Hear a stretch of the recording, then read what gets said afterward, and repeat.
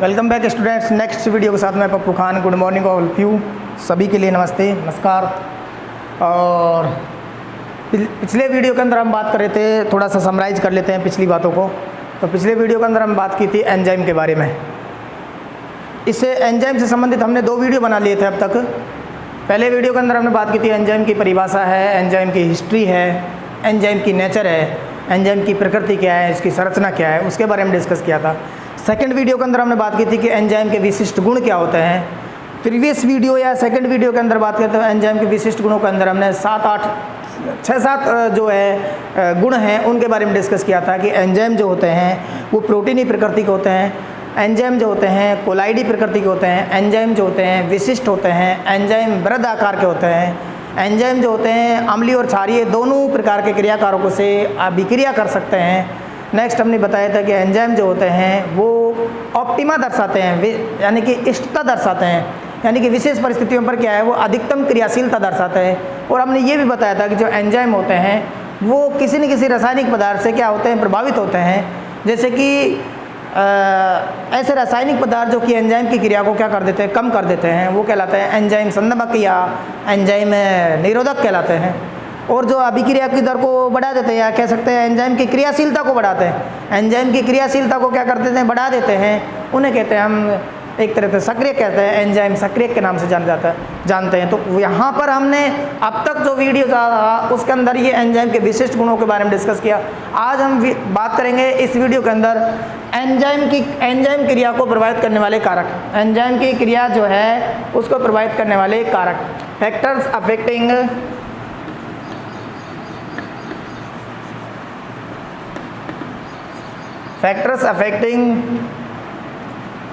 Enzyme action, factors affecting enzyme action, enzyme की क्रिया को प्रभावित करने वाले कारक। अब यहाँ पर हम बात करेंगे, नंबर 1 बात करेंगे हम यहाँ पर तापमान की। किसकी बात करेंगे? तापमान की। एक बार लिख लेते हैं तापमान। दूसरा जो हमारे पास पॉइंट है पीएच मान। और तीसरा जो है हमारे पास कारक है वो क्रियाकारकों की सांद्रता, क्रियाकारकों की सांद्रता। चौथा पॉइंट जो है हमारे पास एंजाइम की सांद्रता,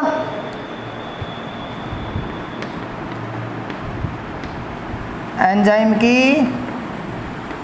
सांद्रता। 5वां जो पॉइंट्स है हमारे पास वो हमारे पास है कि अंतिम उत्पाद की मात्रा, एक तरह से अंतिम उत्पाद की क्या है, सांद्रता, एंड प्रोडक्ट की सांद्रता, अंतिम उत्पाद की सांद्रता। छठा जो फैक्टर्स है हमारे पास वो है एंजाइम निरोधक, एंजाइम विष,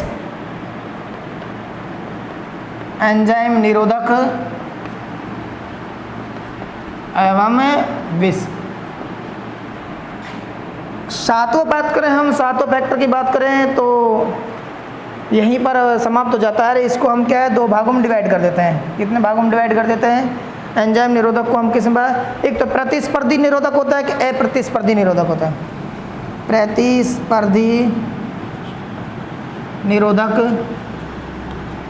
और अप्रतिस्पर्धी निरोधक।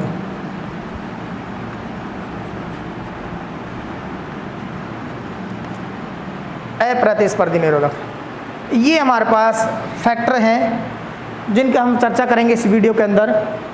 एंजाइम की क्रिया को प्रभावित करते हैं कारक, जिसमें तापमान के बारे में डिस्कस करेंगे, पीएच मान के बारे में डिस्कस करेंगे, क्रियाकारकों की सांद्रता के बारे में, एंजाइम की सांद्रता, अंतिम उत्पाद की सांद्रता, एंजाइम निरोधक या पॉइजन विष।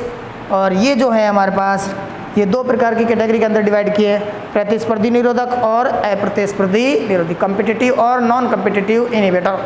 इनके बारे में डिस्कस करें तो 1 बाय 1 हम डिस्कस करेंगे। पहले तापमान के बारे में। किसके बारे में बात करेंगे? तापमान के बारे में।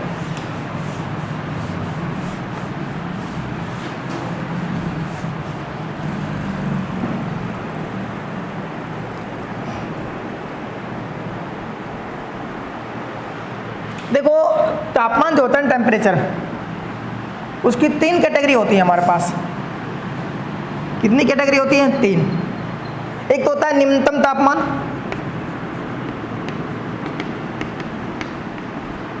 एक होता है अनुकूलतम तापमान, और एक होता है अधिकतम तापमान।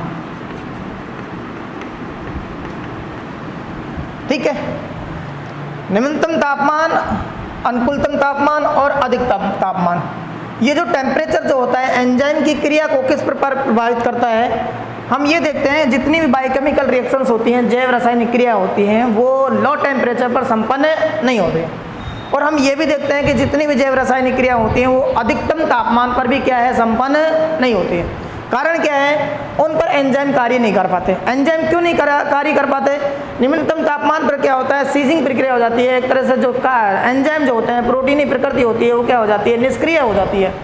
और अगर अधिकतम तापमान की बात करें तो अधिकतम तापमान पर प्रोटीनी प्रकार के जो एंजाइम होते हैं, जो कि प्रोटीनियस होते हैं, वो एंजाइम विकृत हो जाते हैं, नष्ट हो जाते हैं। अधिक टेम्परेचर, अधिक तापमान से क्या है, वो जो एंजाइम्स होते हैं वो अपनी जो क्रियाशीलता है उसको क्या कर देते हैं, खो देते हैं, यानी कि वो नष्ट हो जाते हैं एक तरह से। तो कहने का मतलब ये हमारे पास ये अनुकूल तापमान, हमारे पास ये टेम्परेचर है। अब ये जो टेम्परेचर है इसका मान जो हमारे लिए है 20 से डिग्री 35 डिग्री टेम्परेचर। कितना डिग्री टेम्परेचर है ये हमारे पास? 20 डिग्री सी से 35 डिग्री सी के बीच में। इस टेम्परेचर पर हमारी बॉडी की जितनी भी जैविक उपापचय क्रियाएं होती हैं वो उपापचय क्रियाएं सक्रिय होती हैं, और एंजाइम जो होता है इस टेम्परेचर पर अधिकतम कार्य करता है, यानी कि अधिकतम क्रियाशीलता दर्शाता है। एंजाइम ऑप्टिमा देखने को मिलती है यहाँ पर।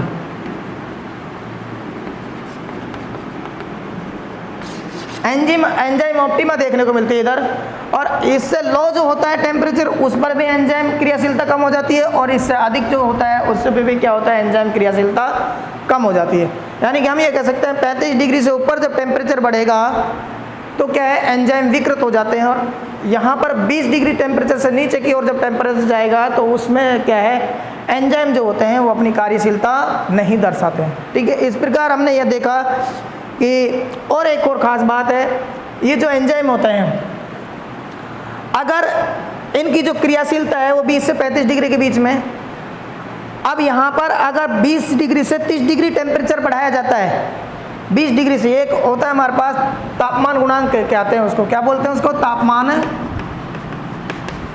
गुणांक, टेम्परेचर क्वोशिएंट बोलते हैं इसको। तापमान गुणांक का मतलब क्या होता है कि 20 डिग्री से 30 डिग्री टेम्परेचर करने पर जो अभिक्रिया की दर होती है वो क्या हो जाती है, दुगनी हो जाती है। अभिक्रिया की दर क्या हो जाती है, दुगनी हो जाती है।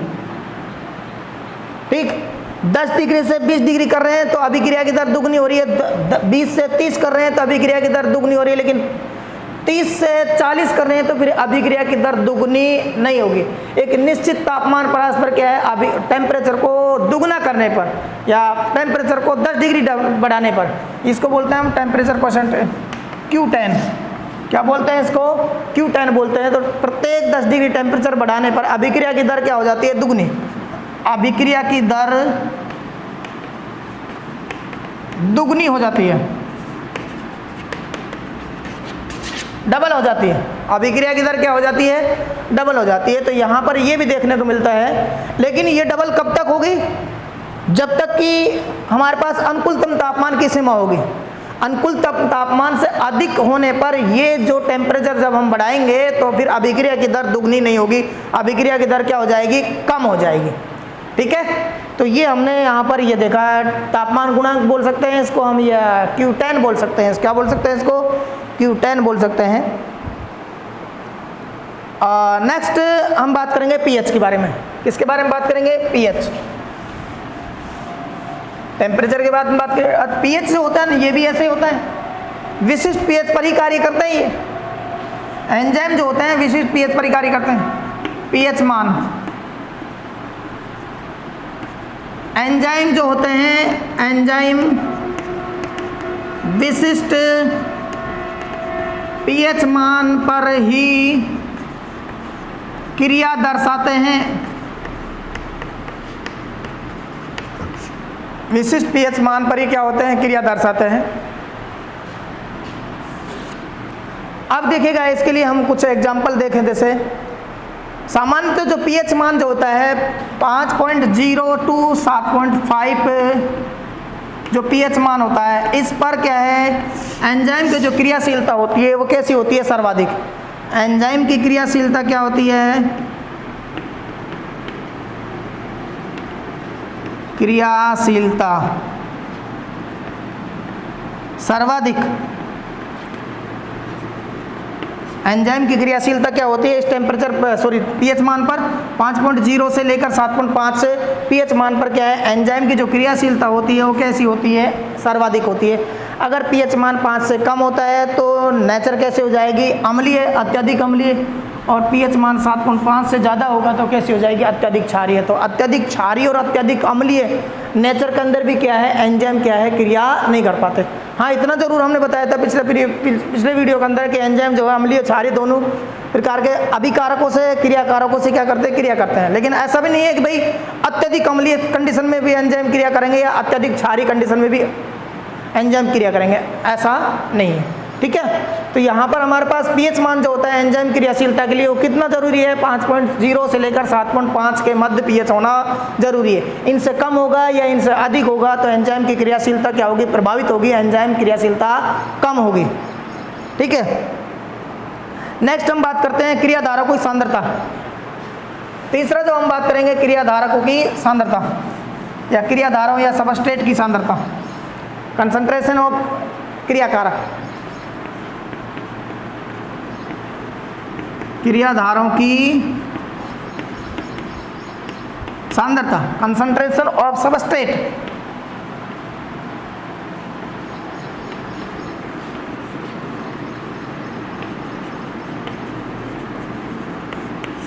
Concentration of substrates.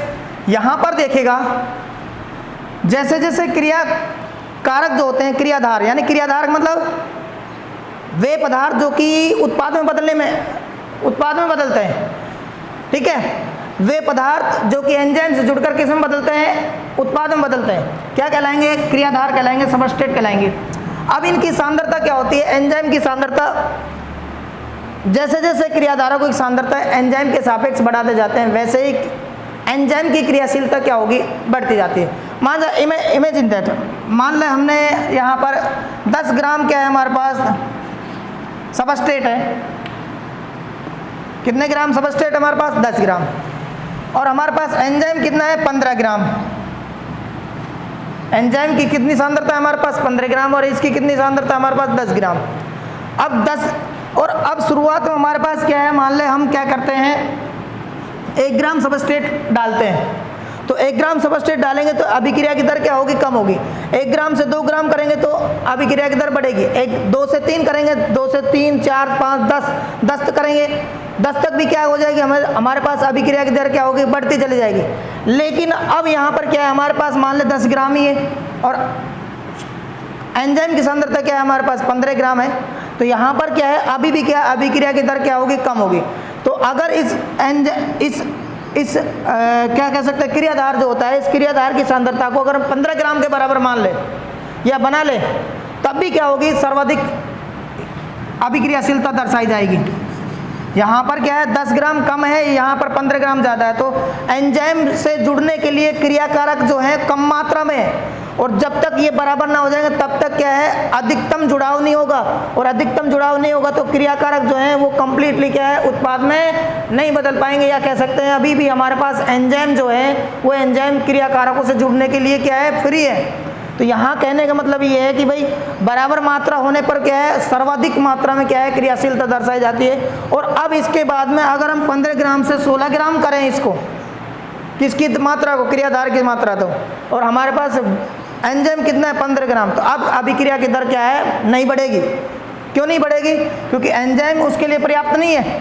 क्रियाकारक की सांद्रता तो बढ़ा दी लेकिन एंजाइम तो है ही नहीं उतने। इस कारण क्या है, यहाँ पर क्या है, जो क्रिया की जो दर होती है वो कैसी होती है, कांस्टेंट हो जाती है, एक समान हो जाती है। तो जैसे जैसे एंजाइम बढ़ता है वैसे वैसे अगर उसकी सापेक्ष क्रियाधारों की सांद्रता बढ़ाएं तो अभिक्रिया की दर क्या होती है, बढ़ती है। कुल मिला के बात ये है हमारे पास। नेक्स्ट हमारे पास जो है एंजाइम सांद्रता, जस्ट अपोजिट में बात हो।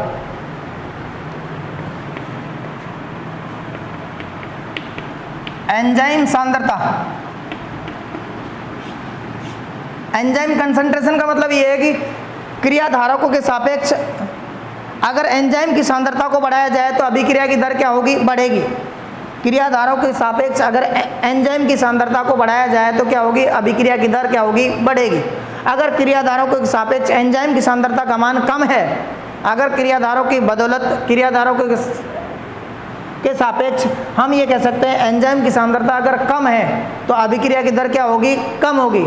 लेकिन अगर दोनों बराबर मात्रा में हो जाएगी तो दोनों की मात्रा बराबर होने पर क्या है, क्रियाकारक जो एंजाइम की जो सक्रियता होती है या एंजाइम की जो क्रियाशीलता होती है वो क्या ऐसे होगी, सर्वाधिक होगी। और अगर क्रियाधारक की मात्रा से एंजाइम की मात्रा बढ़ा दी जाए, क्रियाधारक की सांद्रता से अधिक किसकी मात्रा बढ़ा दी जाए, एंजाइम की मात्रा बढ़ा दी जाए, तो भी अभिक्रिया की दर पर कोई प्रभाव नहीं पड़ेगा। ठीक है, कम ज़्यादा हो तब क्या हो, प्रभाव पड़ेगा। अब यहाँ पर क्रियाधार हमारे पास 10 ग्राम है और हमने एंजाइम की सांद्रता कितनी कर दी, 15 ग्राम कर दी। तो 10 ग्राम के लिए 15 ग्राम से थोड़ी चाहिए, 10 ग्राम के लिए 10 ग्राम एंजाइम चाहिए। और 10 ग्राम से ज़्यादा एंजाइम जब बढ़ाएंगे तो उसका कोई प्रभाव नहीं पड़ेगा क्योंकि उनके लिए उपलब्ध नहीं है हमारे पास क्रियाधार। तो जितने अधिक क्रियाधार होंगे उतने अधिक क्या होगा, कोया होना चाहिए, एंजाइम होना चाहिए। और यह जितना अधिक एंजाइम है उतना अधिक क्या होना चाहिए, क्रियाधार होना चाहिए। तभी जाकर क्या है, अभिक्रिया की दर क्या होगी, पॉजिटिव होगी, यानी कि बढ़ेगी, अन्यथा नहीं बढ़ेगी।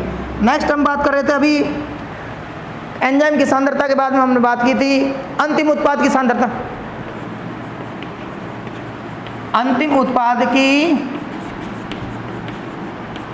सांद्रता, अंतिम एंड प्रोडक्ट की सांद्रता। अगर क्रिया स्थल पर जहां पर की अभिक्रिया हो रही है उस क्रिया स्थल पर अब उत्पाद की सांद्रता जो है वो लगातार स्टोर होती जा रही है, संग्रहित होती जा रही है, उसको हटाया नहीं जा रहा है क्रिया स्थल से, तो क्या होता है, जो उत्पाद होते हैं उन्हें क्रियाकारकों में बदलने लगते हैं। फीडबैक होता है, वापस क्या है, बैकवर्ड रिएक्शन होती है। यानी कि हमारे पास ये सबस्ट्रेट है और इससे क्या बन रहा था, प्रोडक्ट बन रहा था। क्या बन रहा है, प्रोडक्ट। अगर इसकी मात्रा यहाँ से रिमूव नहीं की गई प्रोडक्ट की तो प्रोडक्ट वापस किस में बदलने लग जाएगा, सबस्ट्रेट में बदलने लग जाएगा। तो यहाँ हम ये कह सकते हैं कि अंतिम उत्पाद की सांद्रता बढ़ने पर, अंतिम उत्पाद की सांद्रता बढ़ने पर अभिक्रिया की दर जो है, एंजाइम की जो क्रियाशीलता है वो क्या होगी, कम होगी।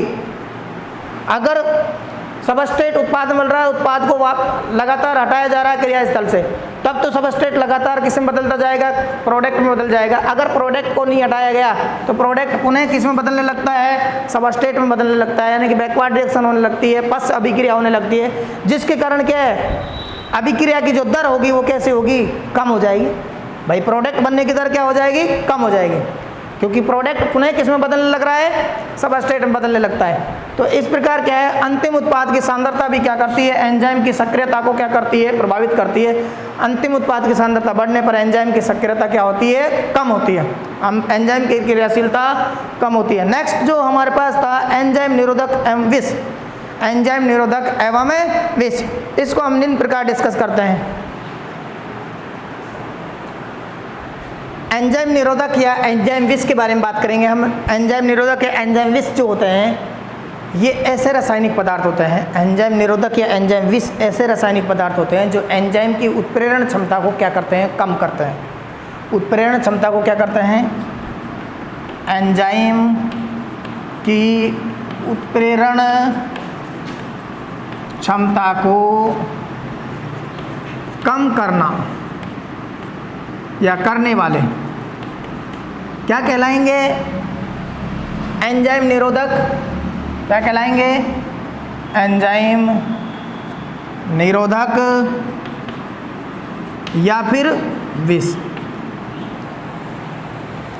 क्या कहते हैं ये, दोबारा बोल रहा हूँ मैं, एंजाइम की उत्प्रेरण क्षमता को कम करने वाले जो रसायन होते हैं, जो पदार्थ होते हैं वो क्या कहलाते हैं, एंजाइम निरोधक, एंजाइम इनहिबिटर या एंजाइम पॉइजन कहलाते हैं। ये कैसे कम करते हैं एंजाइम की उत्प्रेरण क्षमता को, ये क्या करते हैं, एंजाइम के जो सक्रिय स्थल होते हैं, एंजाइम के क्या होते हैं, सक्रिय स्थल होते हैं, उन सक्रिय स्थलों से ये जुड़ जाते हैं। एंजाइम के सक्रिय स्थलों से क्या करते हैं, ये जुड़ जाते हैं। अब सक्रिय स्थल क्या होते हैं, एंजाइम पर पाए जाने वाले वे साइट, वे स्थल जो जहाँ पर क्रियाधार जुड़ता है, जहाँ पर क्या जुड़ता है, क्रियाकारक या क्रियाधार जुड़ता है, वो स्थल क्या कहलाते हैं, सक्रिय स्थल कहलाते हैं। हम यहाँ पर बोल रहे हैं एक्टिव साइट,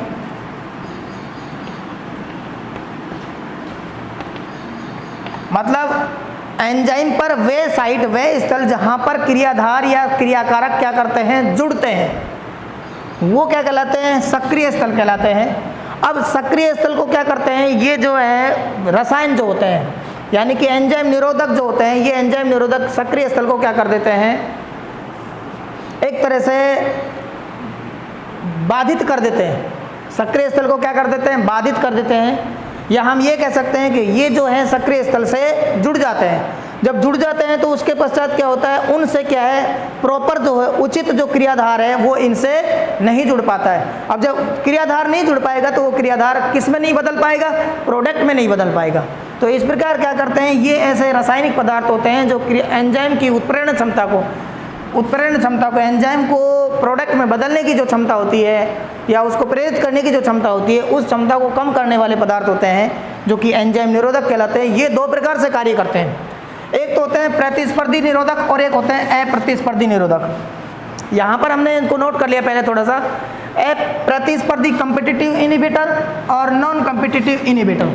कॉम्पिटिटिव इनहिबिटर में क्या होता है, ये जो ऐसे निरोधक होते हैं जो कि एंजाइम के सक्रिय स्थल से जुड़ जाते हैं।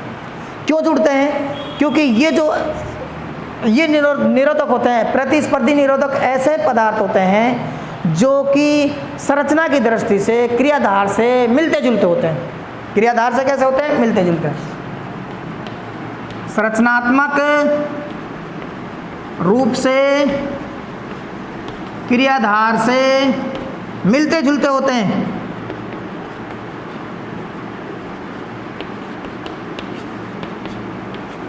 अब मान लीजिए हमारे पास सबस्ट्रेट है और ये हमारे पास क्या होगा, निरोधक हो गया, तो दोनों की जो संरचना है वो कैसी है, समान है।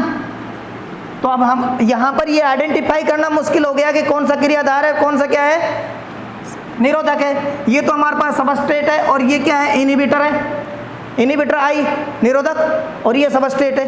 अब ये हमारे पास क्या है, एक एंजाइम है, क्या है, ये एंजाइम है। अब इस एंजाइम से ये हमारे पास क्या है, एंजाइम, और ये इसका क्या है, एक्टिव साइट, सक्रिय स्थल है। अब देखिएगा, जब प्रतिस्पर्धी के अंदर क्या होता है, प्रतिस्पर्धी निरोधक ऐसे पदार्थ होते हैं जो कि संरचनात्मक दृष्टि से क्रियाधार से समान होते हैं या क्रियाधार के समान होते हैं या उससे मिलते जुलते होते हैं। तो ऐसे में क्या होता है, ये जो इनहिबिटर होते हैं, ये इनहिबिटर सबस्ट्रेट को न जुड़ने देकर इसको नहीं जुड़ने देते हैं और सक्रिय स्थल से कौन जुड़ जाते हैं, इनहिबिटर जुड़ जाते हैं। यहाँ पर ये जुड़ जाते हैं इनहिबिटर, ये जुड़ जाता है इनहिबिटर।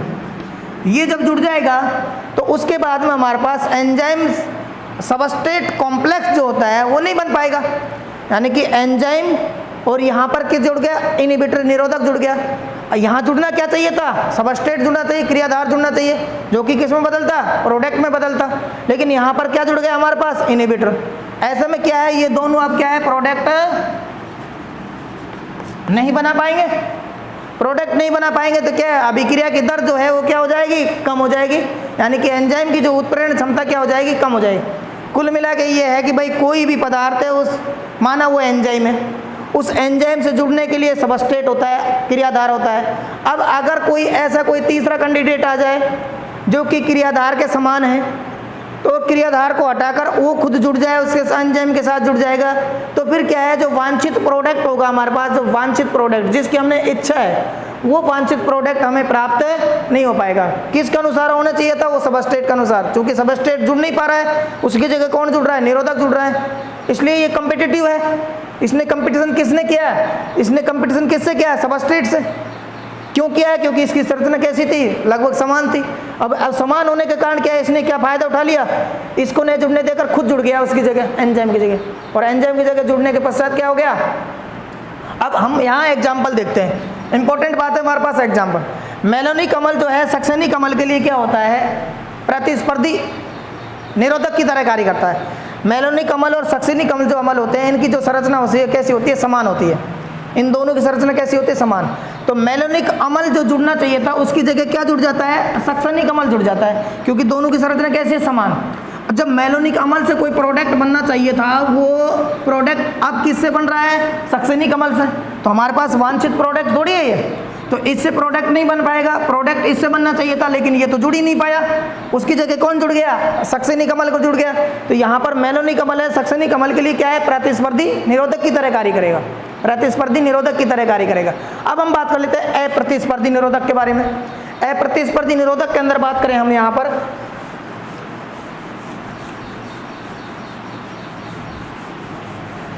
अप्रतिस्पर्धी के अंदर क्या है? संरचनात्मक दृष्टि से समान नहीं होते भैया।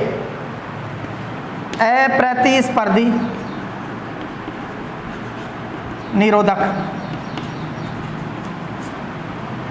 अप्रतिस्पर्धी निरोधक, अप्रतिस्पर्धी निरोधक के अंदर मतलब ये होता है हमारे पास कि यहाँ पर जो है एंजाइम के सक्रिय स्थल से निरोधक नहीं जुड़ेगा क्योंकि संरचनात्मक दृष्टि से समान नहीं है, लेकिन एंजाइम के सक्रिय स्थल को क्या कर देगा? वो विकृत कर देगा, उसकी संरचना को बदल देगा। अब जो संरचना बदल जाएगी तो उससे क्या है? क्रियाकारक नहीं जुड़ पाएगा। तो यहाँ पर क्या होता है? जो प्रतिस्पर्धी निरोधक होते हैं ये क्या करते हैं? एंजाइम के सक्रिय स्थल को, एंजाइम के सक्रिय स्थल की संरचना को बदल देते हैं। क्या बदल देते हैं? सक्रिय स्थल की संरचना को क्या कर देते हैं? बदल देते हैं। अब बदलने के कारण क्या होता है? जिससे क्रियाधार एंजाइम से जुड़ नहीं पाता है, जिससे क्रियाधार क्या है? एंजाइम से जुड़ नहीं पाता है। तो यहाँ पर अब यहाँ क्या है? डायरेक्ट कंपटीशन नहीं किया इन्होंने क्रियाधार से डायरेक्ट कंपटीशन नहीं किया। इन्होंने क्या किया है? एंजाइम के क्रिया स्थल को बदल दिया।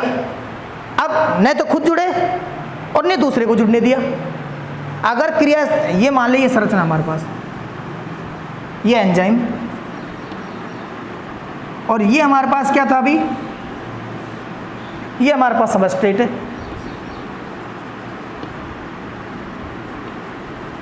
क्रियाधार, अब ये जुड़ेंगे आराम से तो क्या हो जाएगा? ये हमारे पास ये जुड़ गया, क्या बन गया? Enzyme substrate complex. लेकिन अब क्या हुआ? इसने क्या किया? किसने? अप्रतिस्पर्धी निरोधक ने। इसने इस संरचना को क्या कर दिया? बदल दिया। और बदल कर क्या कर दिया? ऐसे कर दिया। अब बताओ इसमें ये फिट हो गया क्या? नहीं फिट होगा, यानी कि इससे नहीं जुड़ पाएगा। नहीं जुड़ पाएगा तो क्या होगा? जब एंजाइम नहीं जुड़ पाए, एंजाइम से क्रियाकारक नहीं जुड़ पाएगा तो फिर प्रोडक्ट बनेगा क्या? नहीं बनेगा। इस कारण क्या है? इसने अप्रतिस्पर्धी रूप में इनडायरेक्टली उस संरचना को बदल कर क्या कर दिया? एंजाइम की क्रियाशीलता को क्या कर दिया? कम कर दिया। एंजाइम की उत्प्रेरण क्षमता को क्या कर दिया? कम कर दिया। अब यहाँ पर हमारे पास जो अप्रतिस्पर्धी के रूप में जो निरोधक काम आते हैं वो हमारे पास यहाँ पर है, जैसे लेड है, Hg है, मरकरी है, जैसे Ag है, साइनाइड है, जहर सुना होगा आपने, साइनाइड। ठीक है, जहर खाने से क्या है? इंसान की मृत्यु हो जाती है ना। तो वो साइनाइड क्या करता है? नॉन कम्पिटिटिव इनहिबिटर की तरह कार्य करता है। हमारी बॉडी के अंदर जितने भी एंजाइम होते हैं उन एंजाइम की क्रियाशीलता को क्या करता है? समाप्त कर देता है। और समाप्त करने के कारण जब एंजाइम क्रियाशीलता समाप्त हो जाएगी, उपापचय क्रिया बंद हो जाएंगी और बंद होने के कारण क्या है? मृत्यु हो जाएगी। तो यहाँ पर ये लेड है, ये भी जहर में पाया जाता है। पॉइजन जो होता है ना, पॉइजन, उनके अंदर लेड पाया जाता है, मरकरी पाया जाता है, चांदी के आयन पाए जाते हैं या साइनाइड पाए जाते हैं। ये जो आयन्स हैं वो हमारे पास किसकी तरह कार्य करते हैं? अप्रतिस्पर्धी निरोधक की तरह कार्य करते हैं। जबकि प्रतिस्पर्धी के अंदर हमने बात की थी सक्सेनी कमल की, जो मेलोनी कमल के जगह पर कार्य करता है, सक्सेनी कमल। तो इस प्रकार क्या है हमारे पास? एंजाइम को प्रभावित करने वाले कारकों में हमने देखा, लास्ट जो पॉइंट था हमारे पास वो था हमारे पास एंजाइम निरोधक या विष। और इसकी दो प्रकार से क्रियाविधि थी, एक तो प्रतिस्पर्धा निरोधक और एक दूसरा था हमारे पास अप्रतिस्पर्धी निरोधक, कम्पिटिटिव और नॉन कम्पिटिटिव इनहिबिटर्स। तो नेक्स्ट वीडियो के अंदर हम डिस्कस करेंगे आगे चलकर एंजाइम की क्रियाविधि, मैकेनिज्म ऑफ एंजाइम के बारे में बात करेंगे। इस वीडियो के अंदर आज इतना ही। देखते रहिए वीडियो। Okay, bye.